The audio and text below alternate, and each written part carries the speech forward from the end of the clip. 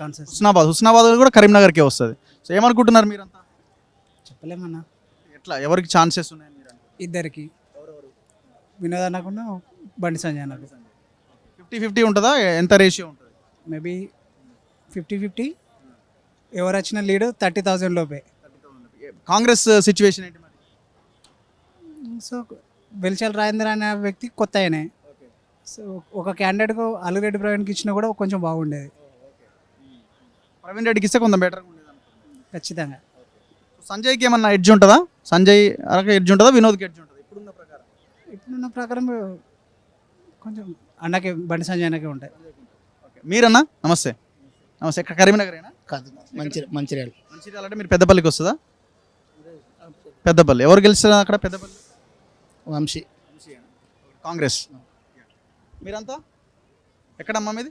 హుస్నాబాద్ అంటే మీరంతా కరీంనగరే కదా. 13 తారీఖు ఓట్లు వేయాలి కదా, వేస్తారా మరి? వేస్తున్నాం. ఎవరికి వేస్తున్నారు? కాంగ్రెస్. కాంగ్రెస్ ఎవరు క్యాండిడేట్ ఎవరు? పేరు తెలీదు, అంత గుర్తు ఇంకా డిసైడ్ కాలే. సో ఎందుకు కాంగ్రెస్కి వేద్దాం అనుకుంటున్నారు? ఇప్పుడు ఆయన కొంచెం పథకాలు పెడుతుండు కదా కాంగ్రెస్, రేవంత్ రెడ్డి. దాని ద్వారా మనకు ఇల్లు గిట్లా ఏమైనా వస్తుంది, మాకు ఇల్లు లేదు, దాన్ని బట్టి వేద్దామని అనుకుంటున్నాం.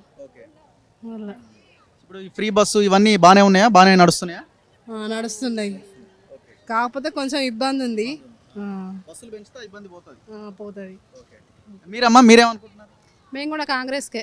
ఎందుకు కాంగ్రెస్ అనుకుంటున్నారు? మాకు కూడా ఇల్లు లేదు, మంచి పథకాలు పెట్టిండు, ఫ్రీ బస్ పెట్టిరు, మంచిగా లేని వాళ్ళని కూడా ఆదుకుంటారు కదా, గ్యాస్ కూడా తక్కువ రేటుకే.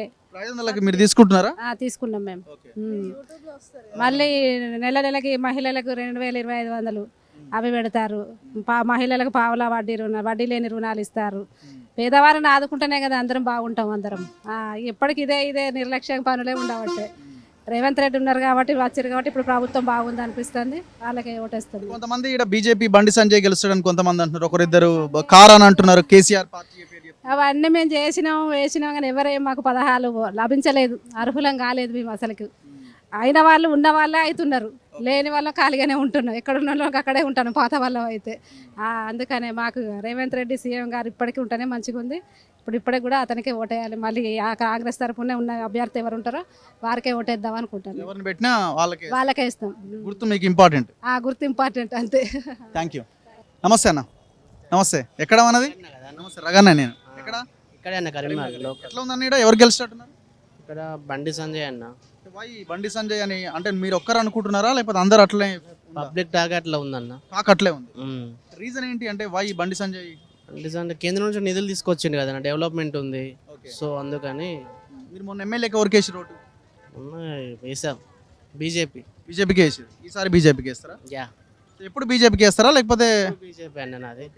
మీరు బీజేపీ కార్యకర్తనా? ఎస్. మరి కాంగ్రెస్ అండ్ బీఆర్ఎస్ పరిస్థితి ఏంది? కష్టమే అన్న.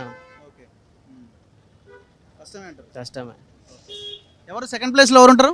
సెకండ్ ప్లేస్ వచ్చేసి కాంగ్రెస్. యా. రాజేందర్ రావు బెటరా, ప్రవీణ్ రెడ్డి బెటరా పార్టీలో? రాజేందర్ అంటే కొత్తగా వింటున్నాం పేరు, ప్రవీణ్ రెడ్డి అంటే బెటర్.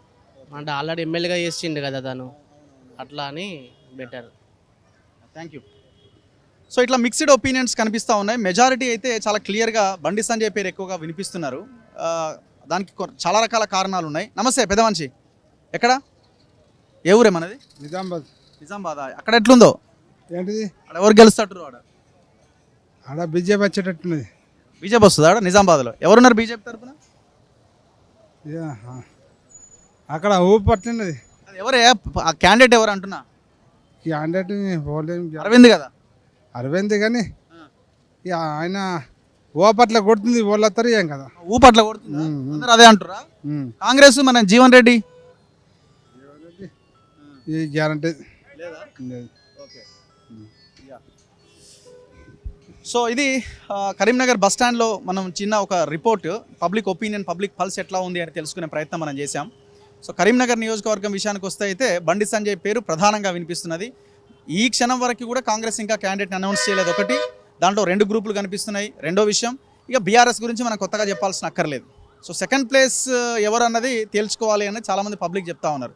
అంటే గ్రౌండ్లో ఉన్న ఫ్యాక్ట్ చెప్తున్నాను నేను. డైరెక్ట్గా నేను బస్ స్టాండ్లోకి ఎంటర్ అయినా వాళ్ళ ముఖాలు తెలియదు నాకు. డైరెక్ట్ బస్ స్టాండ్లోనే ఆ బస్ స్టాండ్లో ఉన్న ప్రజల యొక్క ఒపీనియన్ నేను మీకు అందించే ప్రయత్నం చేసిన. సో ఇక్కడ వాస్తవం ఏంటన్నది మనం రియాలిటీ ఏంటన్నది ఎలక్షన్ రిజల్ట్ ఎట్లా ఉంటుంది అన్నది మనకు కొంతగా కనబడతా ఉన్నది.